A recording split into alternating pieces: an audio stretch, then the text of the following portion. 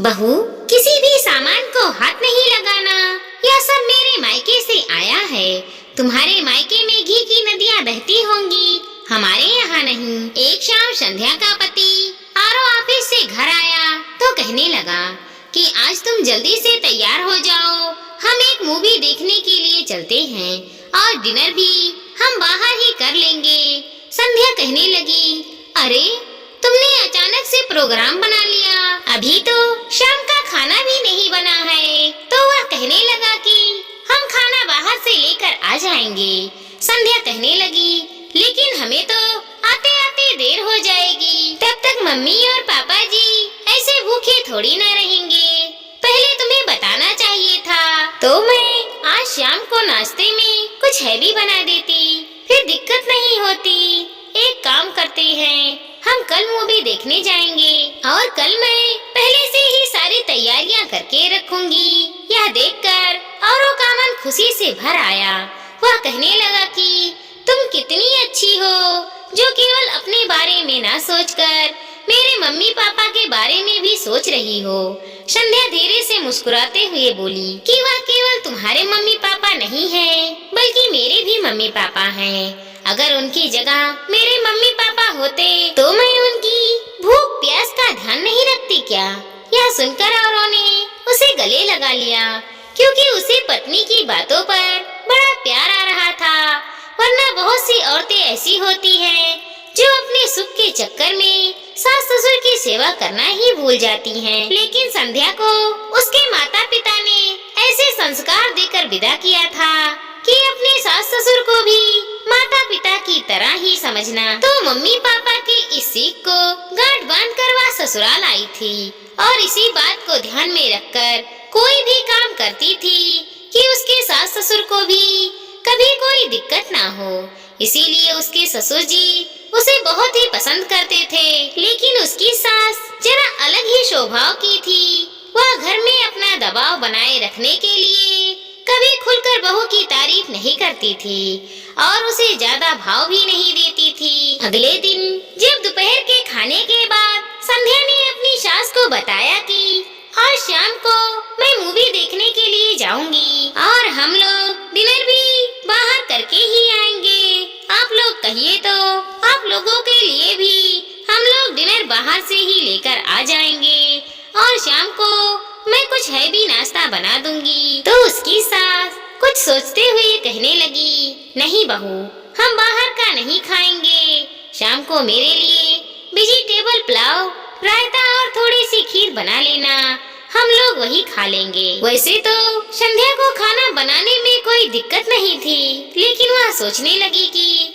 अगर मम्मी जी बाहर से खाना लाने के लिए कह देती तो मुझे थोड़ा आराम ही मिल जाता। खैर उसे शाम को 5 बजे निकलना था, तो खाना बनाने की तैयारी वह दोपहर में 3 बजे से ही करने लगी। तब उसकी सास कहने लगी, देख बहू, तुम्हारे चक्कर में हमें आज ठंडा खाना ही खाना पड़ेगा।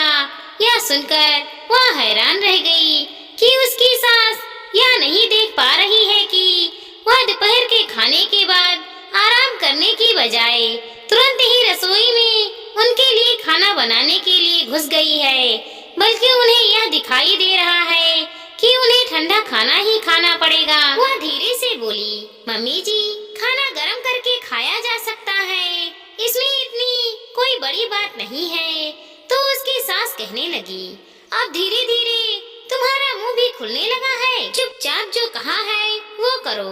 इतना कहकर वो गुस्से में पैर पटकती हुई रसोई में से बाहर चली गई। संध्या का मूड थोड़ा खराब हो गया था, उसकी आंखों से आंसू बहने लगे थे, लेकिन इन सब के चक्करों में वह अपना शाम खराब नहीं करना चाहती थी। इसीलिए रसोई में जल्दी जल्दी हाथ चलाने लगी। शाम को वो जब औरों के साथ बाहर निकली तो पिछली सारी बातों को भुलाकर उसने उस रात को खूब एंजॉय किया। हालांकि वह पूरी तरह से सास ससुर का ध्यान रखने की कोशिश करती थी, लेकिन उसकी सास हमेशा उसे पराया जैसा महसूस करा देती थी। एक दिन ऐसे ही संध्या डाइनिंग टेबल पर बैठकर दोपहर का खाना खा रही थी। उसकी सास ने खाना खा लिया था और वह सोफे पर बैठकर टीवी देख रही थी। संध्या जब खाना खाकर उठी तो उसकी सास बोल पड़ी, अरे बहू, आज तो तूने 2 रोटी ज्यादा खा ली।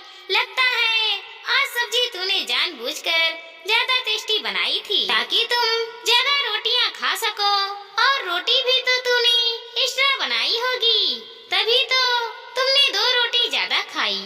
यह सुनते ही संध्या हैरानी से अपनी सास के चेहरे की ओर देखने लगी और मन ही मन में सोचने लगी कि मम्मी जी तो टीवी देख रही थी, फिर इन्होंने मेरी रोटियां कब गिन ली? वह तो खुद भी रोटियां गिनकर नहीं खा रही थी। आज सुबह उसने नाश्ता ठीक से नहीं किया था, तो दोपहर में उसे बहुत तेज भूख लगी थी, इसीलिए वह थोड़ी ज्यादा रोटियां खा गई थी।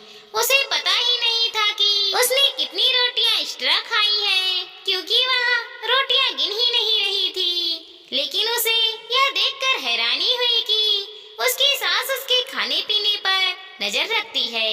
खैर, अभी उसकी शादी को 4 महीने ही हुए थे, तो वो सास को ठीक से समझ नहीं पाई थी, इसीलिए वह धीरे से मुस्कुराई और चुपचाप रसोई में चली गई।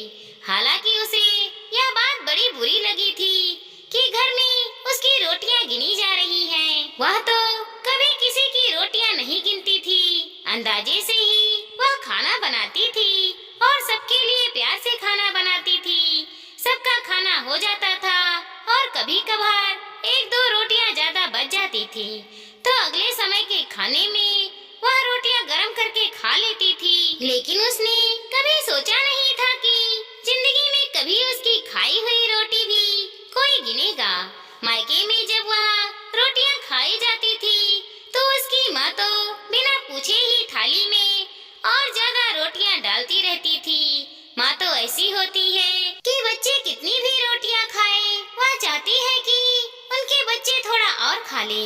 लेकिन यहाँ पर सास की सोच जानकर उसे थोड़ा दुख हुआ था।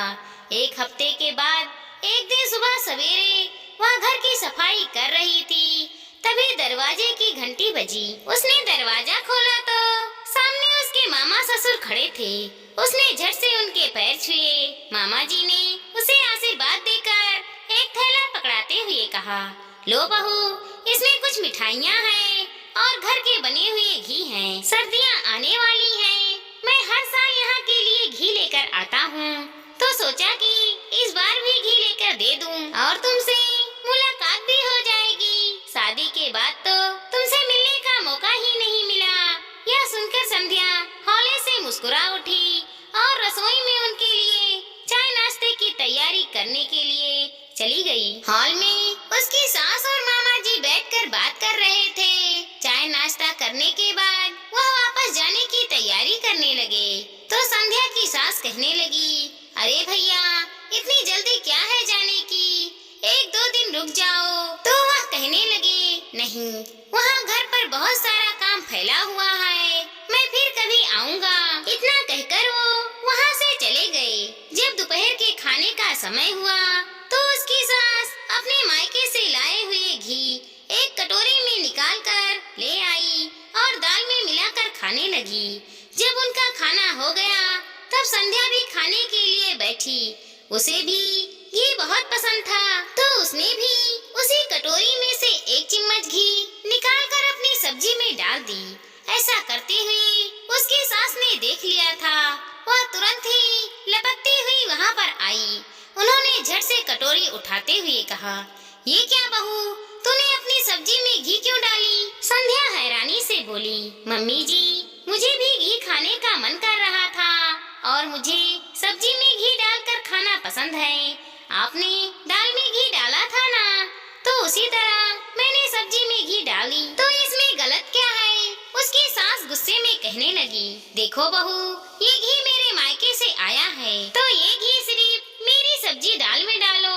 बहू हैरान रह गई, क्योंकि जब उसके मायके से कुछ भी आता था, तो सास हर चीज अपने कब्जे में ले लेती थी। फिर सास को सबक सिखाने के लिए अगली बार जब बहू के मायके से मिठाई और फल आया, तो उसने थोड़े थोड़े फल और मिठाई सबको बांट दी और बाकी का सारा सामान लेकर अपने कमरे में जाने लगी।